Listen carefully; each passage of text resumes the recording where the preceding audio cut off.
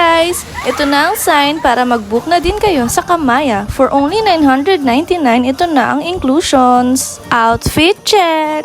We arrive at ferry terminal before 6 a.m. Iche-check nila dito yung bag nyo at yung valid ID at yung QR code from Kamaya. After nyan is pwede na kayo pumasok sa loob ng ferry para makapili na rin kayo ng desired seats nyo. Pwede kayo magbaon ng pagkain at kainin sa loob ng ferry.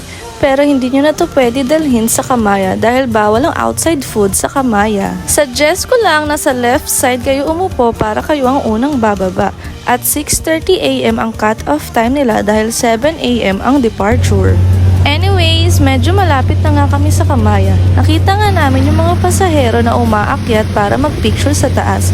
Kaya gumaya kami, umakyat din kami para magpicture. At ito na nga, touchdown at Kamaya. Pagkababa nga namin, ay una naming hinanap ay ang locker. Suggest ko lang na wag muna kayong magliwaliw or gumala. Hanapin nyo muna ang locker dahil unahan sa locker. Tingnan nyo naman, very aesthetic at very Instagrammable. Pwede ka magpicture sa lahat ng sulok dahil lahat ay IG worthy. Malapit na nga kami nito sa locker. After namin mag-locker ay nag-base din kami agad para di masayang ang oras lalo na't day tour lang kami. Para makamura kayo sa locker, pwede kayo mag-share ng friends nyo. Di rin kayo mamomoblema dito sa tables and chairs dahil napakadaming upuan at lamesa. Habang wala pa nga yung food namin, ay pumunta muna kami dito sa beach area para mag-picture-picture at video-video. Ito na ang sign para pumunta kayo with your family or friends. Napaka-peaceful, hindi siya sobrang crowded kahit weekends. Suggest ko lang na huwag nyo kalimutan magdala ng sunscreen dahil napakainit. Magi-inflatable water park na nga sana kami. Pero napagdesisyonan namin na kumain na lang muna kami. Hi guys! Kasi di ba 11 dapat natin yun. Hello guys! Pricey nga ang mga food dito kaya lunch lang kami kakain dito. Nagbilao kami at pizza. Meron din pala ditong area ng pawikan. Hello guys! We're here at Kamay Coast. Suggest ko lang na maaga kayo magpa-register for inflatable and kayak dahil bibigyan nila kayo ng sked. Di nga namin matatry yung kayak dahil 4 p.m. pa daw ang next sked. Buti na nga lang at umabot pa kami sa inflatable. 12:45 p.m. nga ang binigay sa aming sked sa inflatable. Habang maaga pa ay nag-aqua fun muna kami. Libre nga lang pala itong bus nila papunta sa Aqua Fun Water Park. Wala pang 5 minutes ay nakarating din kami dito sa may Aqua Fun. Mahigpit nga pala sila guys sa swimwear. Kailangan din tanggalin ang mga suot na earrings or necklace. May towel station pala dito for only 50 pesos. Perfect tong Aqua Fun Water Park sa mga kids at sa mga kids at heart. Dahil only slides dito at iba't iba ding klase yung slides nila dito. At dito talaga kami nag-enjoy.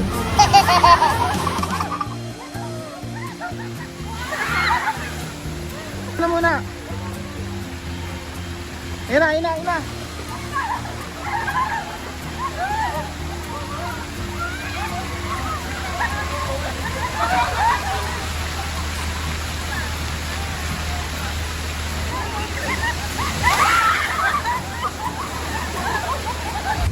After nga namin sa Falling Coconuts ay trinay na namin itong ibang slides. Dito nga sa green slides ay hindi ka daw dudulas. At ito naman yung infinity pool nila. Sayang nga lang at wala kaming madaming picture. Bilang na kayo. Pwede rin! Wala pa! Hindi ka gusto din siya. Nasaan tayo? Abis pa!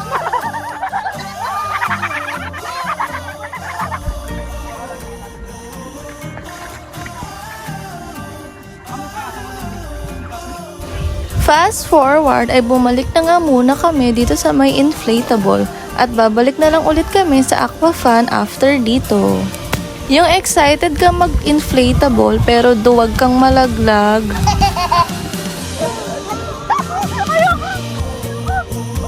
kaya ko yan. Ikaw na, videoan kita.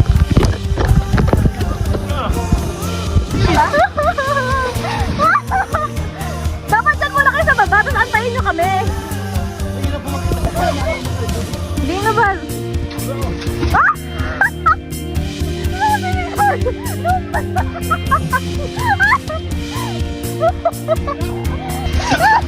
Oy, wag!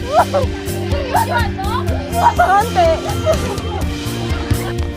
Ang saya sana itry lahat ng inflatable. Ang kaso, duwag ang person.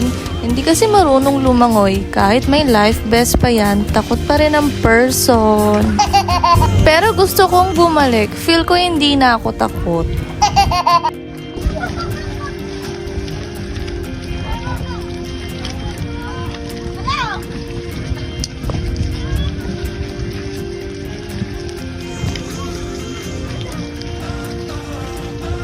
After nga namin sa inflatable ay bumalik din kami dito sa may aqua fan para naman itry itong mahabang slides na to.